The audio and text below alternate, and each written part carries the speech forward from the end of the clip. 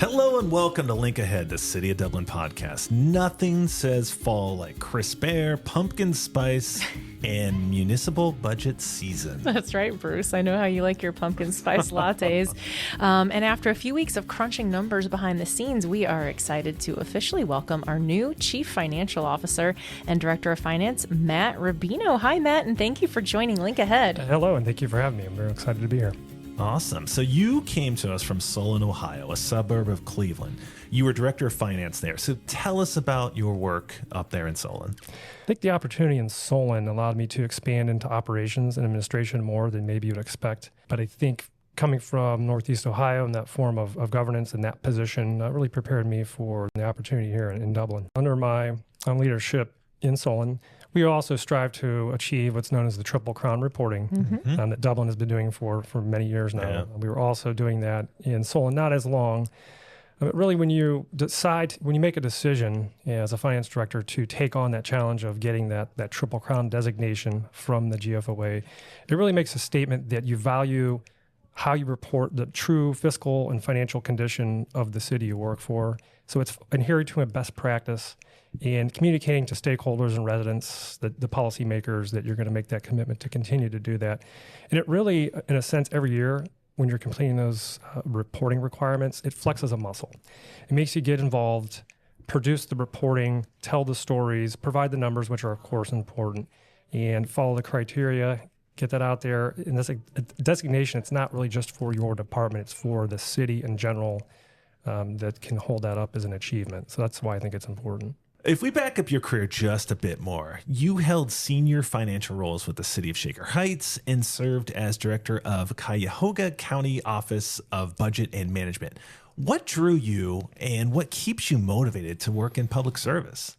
Great question. I have a degree in finance, and I did go back for a master's in public administration. Something, can't quite put a finger on it, but back then drew me to looking into public service, local government in particular. I had an internship during my graduate work with a small city called Munro Falls, city of 5,000. Okay. But from there, I was able to learn a lot of the different aspects of a finance office, even though it was a small city, suburb of Akron area. Gained even more interest and continued to pursue linking that finance background with the public sector, local government training for my master's degree. And I was lucky enough to land my first real job in the biz with the city of Cleveland. So here I am.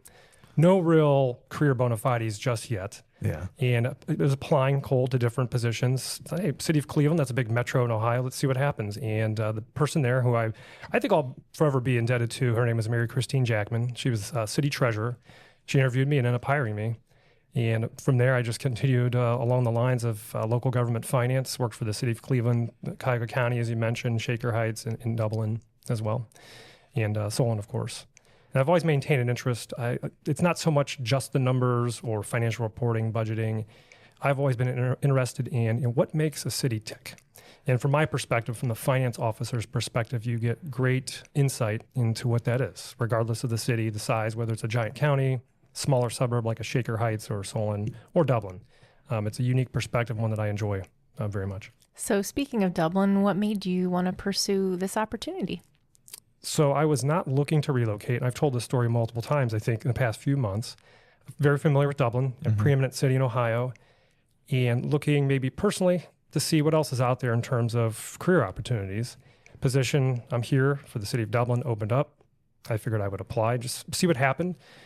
Through a very lengthy, I think, and comprehensive interview process, which I did appreciate because it gave me really an opportunity to begin learning of the management team of the city, to get a feel how the city is run and have really good conversations. It wasn't just as much promoting my background and where I've been through my career, but really getting to have interesting conversations with the management team and the city manager during that process.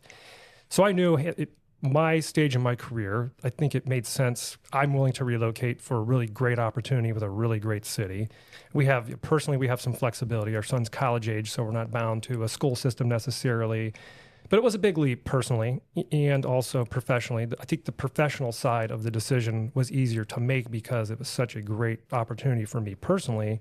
And once we decided, we're ready to relocate and do this new adventure in our lives, so to speak, I think everything came together. Everything as the process went through, whether it was the interview side, I'm thinking about relocating, buying and selling houses. Everything kept falling into place, which kept signaling to us, my family and I, that this seems like the right decision for all the reasons. So it's worked out so far, and we love being here. And there's so much more potential, I think, from the position that I'm in right now.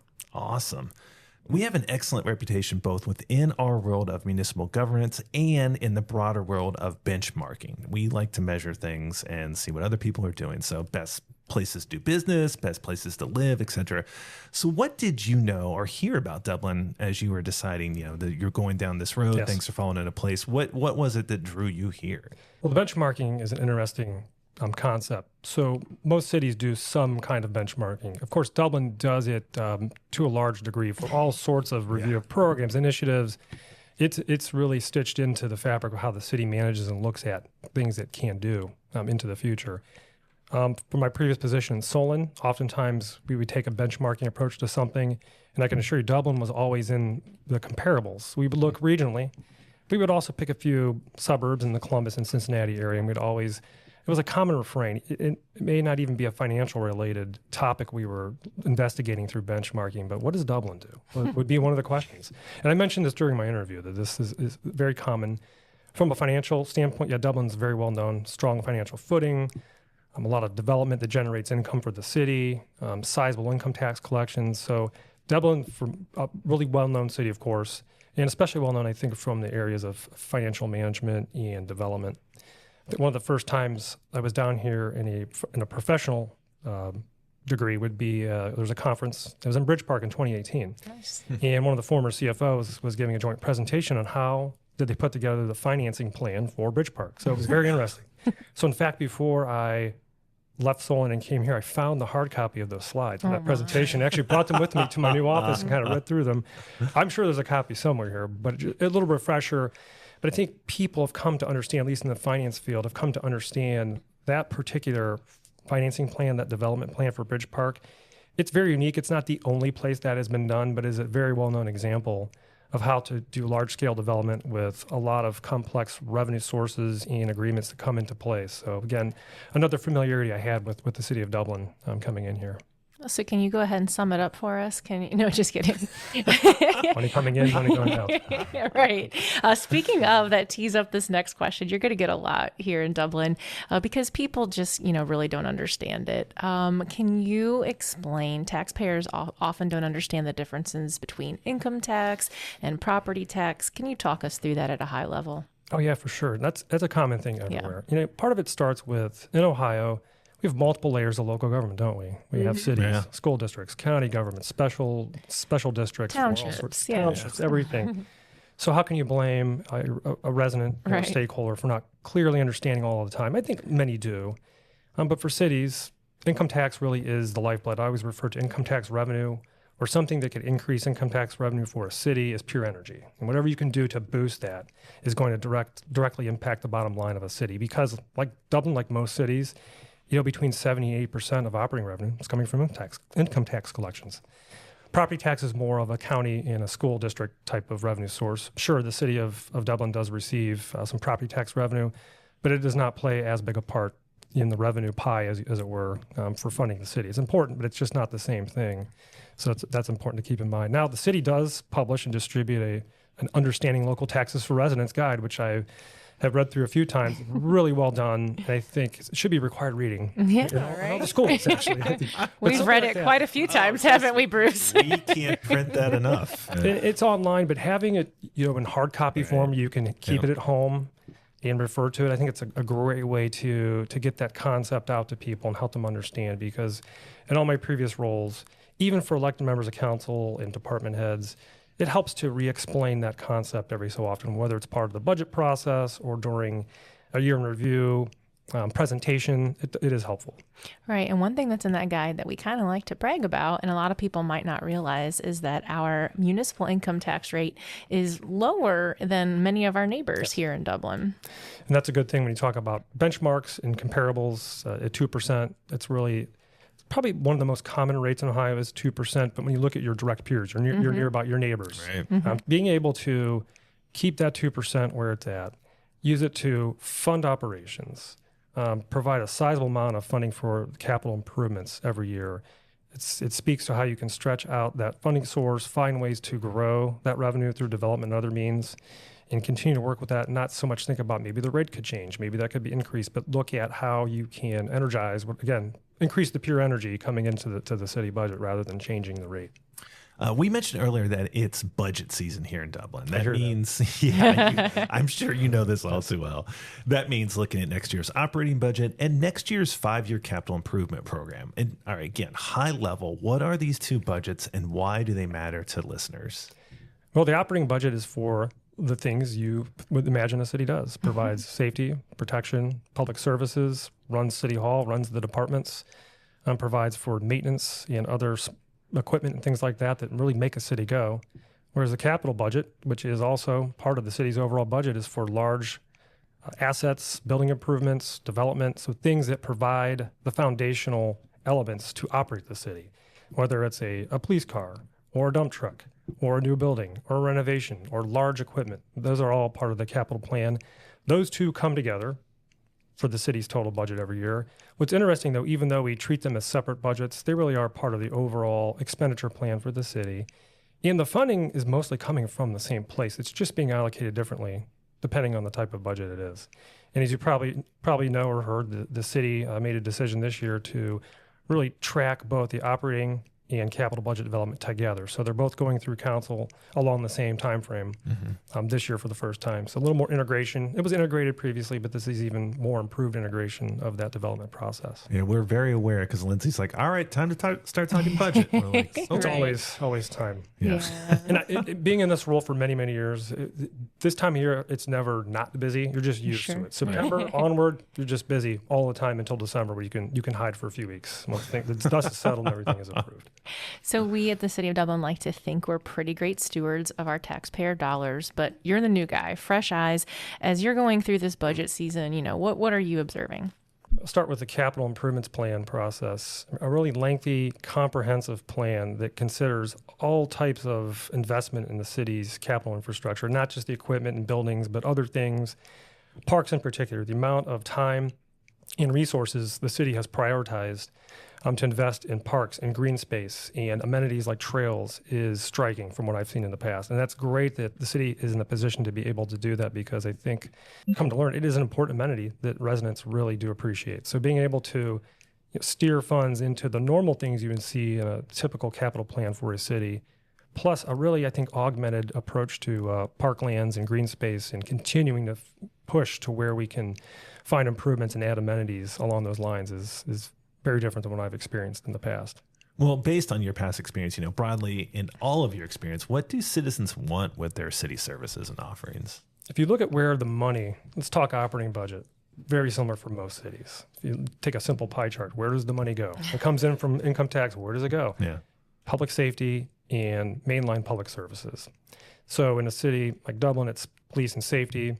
Other cities, it's police and fire, depending on the type of city. That's very common.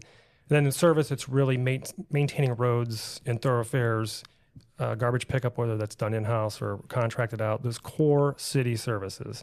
And then you build around that. It's parks and recreation and community life. It's planning and development, and all the other programs that really form, a supporting structure around those mainline core services to plan them better, make them stretch further with the money that's available, and make them more efficient and effective for residents. So regarding long-term planning for cities, we talked about the 5-year CIP. Is long-term planning in your mind 1 to 3 years out, or more like 5, 10, 15 years out? So from my perspective, long-term is 5 years out for sure. And really, depending on the type of planning it is, your typical capital planning, it's up to 5 years. But when you're looking at long-term planning, so take the West Innovation District that the city is continuing on, that's a 10 to 15 year. The Metro Center is a 5 to 10 year planning process. So those are important horizons to think about, because it gives you time to conceptually map out where you want to go with those developments. It also buys you time to find the funding or identify the funding streams that will make those come to reality. One more question on the planning side. What trends are municipalities seeing in terms of creating and building new streams of revenue? Is it multi-purpose developments like Bridge Park or what we want to create with Sports Ohio that help ensure long-term financial success? I think it's the classic all of the above approach. It's looking for new opportunities for development for sure. So that's key. And you see it cities like Dublin. New Albany is another example, one of our peers that really are pushing development outwards. So I think that's one key measure. So having an effective and nimble economic development strategy, finding ways to retain, bring in new businesses, of course, income tax, more pure energy, so on and so forth. I think some cities are also starting to look on the other part of the revenue ledger. So we have program fees and charges for different things that we provide. I know the city of Dublin does a cost recovery study and a cost study every year, but I think some cities are looking towards, they provide a certain service, maybe they look towards something called a subscription type fee where maybe for level 1 of that service is a certain fee. Maybe for an additional level of service, it's another fee. And one of the areas, this doesn't impact Dublin as much, some cities still provide in-house refuse collection, believe it or not. So that's one area where organizations like GFOA are saying, maybe review those types of services if they remain in-house, perhaps think about the fee structure. Maybe it's tiered on a subscription basis, something like that. So you have to get more creative, not just with attracting income tax dollars, but the fees that you charge for different services and amenities. How can you boost those or find them new opportunities to get into generate more revenue? So overall, when we take in all this data, analytics, and knowledge, how do you feel about the finances here in Dublin? Are we pretty buttoned up? If that's a technical term, yes. Very strong. You think about this. I'm not a finance person. Okay. The city has 4 AAA ratings. So right there, that tells you outside investors and others believe in the city's strength financially. So it's important for us to do the things that maintain that status. The fund balance, of course, we talk about comparables. The 50% fund balance ratio and maintaining 60 or 7% above that is another key indicator of the strength of the city's financial position, but also the strength of policy and management that comes into play when we're doing this planning process, whether it's budget or CIP or long-term planning. Also, I think is a direct indicator of the financial strength of the city of Dublin. And we're the only city in Ohio with 4 AAA ratings, right? Yes, we are. Well, Matt, we wrap up every episode of Link Ahead with some rapid fire questions. Okay. And ready or not, here we go. We talked about your career in Cleveland, and I know you're a Cleveland sports fan. Yes. But now that you're here in Central Ohio, will we most likely find you cheering on Crew, Blue Jackets, or a Buckeyes game? Well, I already follow the Buckeyes. It's very common in Northeast Ohio. They've continued to spread their following through Ohio over the past 20 years. There's a thirst for teams that can win. Sure. So the Buckeyes are a natural fit. And there are a lot of Buckeye alumni all over the state. So it's a common thing. Sure, being down in the Columbus area now, I feel a little more connected to the team watching the games, but it's not new for us. We do tend to watch all the Buckeye games. That's great. The Crew would be my next choice. I have gone back and forth as far as following Columbus Crew. Follow them a little more closely now that I'm down here. Maybe try to get to some matches in the near future. Right. I guess I should have thrown the Clippers in there as well. Maybe them too. It's baseball. That's right. That's right. All right. On your LinkedIn page, you're standing on the Long Live Rock sign at the Rock and Roll Hall of Fame up in Cleveland. Can we take from that you're a music guy? I'm a music fan. Okay. Being a Northeast Ohio resident, the Rock Hall I worked in downtown Cleveland for so many years. So it's just, you see it there. It's a different perspective than if you're a tourist coming to the city to hit that particular site. It's just always there. When I worked for the county, we did financings for the Rock Hall. We'd be there for different outings. Our son was in School of Rock. He was able to play the Plaza a few times with School of Rock, so always there. In fact, right before we left to move, he had asked, hey, can we go to the Rock Hall one last time before we moved down to Columbus? So we did hit up the Rock Hall in July and before we came down. So it's always been something in the background. If you go there, you get it. There's an energy there, and if you're able to see it on a regular basis and have a different perspective, I think it's fun for sure. Well, what kind of music do you like to listen to? A little bit of everything. I was raised on the Beatles and John Denver. I tell people. There you go. Wow. Grew from there. I've the foundational classic rock, Beatles, Led Zeppelin, Jimi Hendrix, things like that. But I've always had an interest in new music, alternative music. Country rock is having its thing right now. I think there's a lot of good artists in that genre on Americana that I follow. Yeah, maybe just pick up on some of the things that my son tells us or recommendations from our son since he's a musician. Hey, have you heard this particular band or this particular act? And just seeing what's out there and being curious. That's awesome. All right, best concert you've ever seen? I'm going to give a true Generation X answer. I was able to see Pearl Jam in 1992 at Peabody's down under a basement bar/concert venue. Yep. It's no longer here, but we did catch that. It was I think April of 1992, a very small venue. So that was nice before they got really big, and now they play stadiums. I saw him at the Newport same year. Okay. It was like my buddy handed me a cassette and said, we're going to go see this band. And I'm like, sure. Well, I saw them like 8 years after that. Okay. So, how about a concert group, individual artist that you still want to see? I'll give another Generation X answer. One of my favorite bands I've not seen is Radiohead, and there are others out there that aren't together anymore. But that's a band that I would love to see live if they tour as Radiohead, not as Tom York and Company or something. Yeah. All right, you mentioned your son plays an instrument. Do you play an instrument? It's acoustic guitar a little bit. I haven't touched it since we moved. He's the guitarist in the family. Okay. You guys are going to get a band going. I don't play. I can play chords and noodle around a little bit. That's all you need. That's half the entertainment out there. All right. You are a Zip from the University of Akron. 2 degrees, in fact, including your MPA, Master's in Public Administration. What's the hardest class you took in college? Hardest class would have been in my finance degree. It was called Advanced Finance. And everyone had to take it if you're a finance degree. And you think, well, what is that? We're still trying to figure out what it was. It depended on what professor you had. I still remember his name, was Dr. Arthur Wentz. And basically he would hold a class 3 days a week and talk on all sorts of subjects of corporate finance, but never really came together in something you'd see in a syllabus. A lot of stories with a lot of knows thrown in there. But the class was case study based. So what you learned to do was form a defensive group. You had a group of 4 colleagues that would be your case study group for the semester, and you would learn how to successfully complete putting together the case study for this class, and then present it to Dr. Wentz, who was, I think, one of the first users of a laser pointer back in the early 90s. And if you saw that red dot hit your slides, I think we're still using overheads, by the way. That's funny. You knew there was a problem because he would start tearing it apart. I think everyone needs that experience in whatever field they're in. Ultimately, I think I got a B+ in that class. So I did okay. Nice. So as a kid, were you more about collecting and counting Hot Wheels or Legos? Were you a numbers guy as a kid? So surprisingly, I wouldn't call myself a numbers guy. Okay. I've always been more of a concepts, ideas person. I can work with numbers, and the numbers are an important part of that, but I've always started with concepts and perspectives, and the numbers come into play.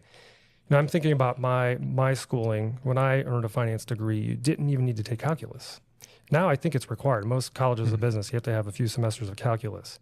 What you think about it is a bit surprising because now technology and algorithms do all the heavy lifting on the data crunching. Sure. So why do you need to learn calculus? I'm not sure. There are some very important, I think, aspects or theories in finance that rely on calculus, and they show them to you.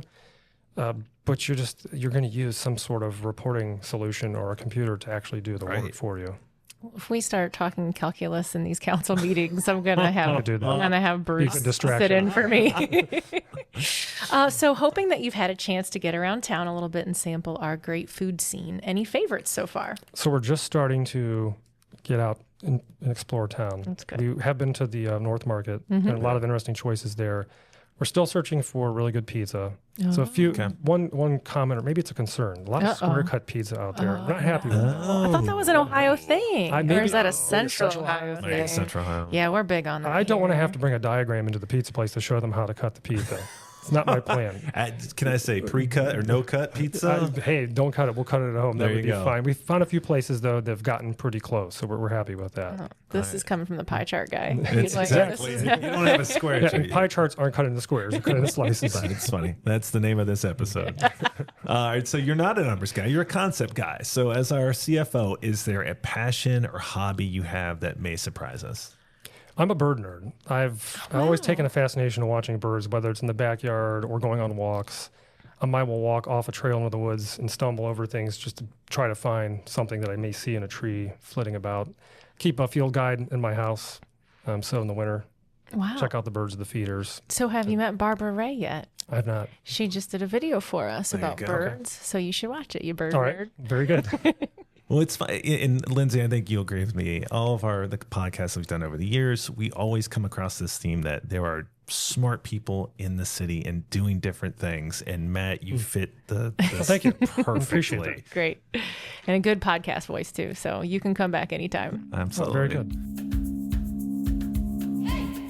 So, Matt, thank you so much for joining us. And again, welcome to Dublin. Thank you for having me. I appreciate it. And to our listeners, thank you as well for taking the time to connect with your city. Tune in next time as we continue to explore the many personalities and experiences that make Dublin a thriving place to live, work, and grow.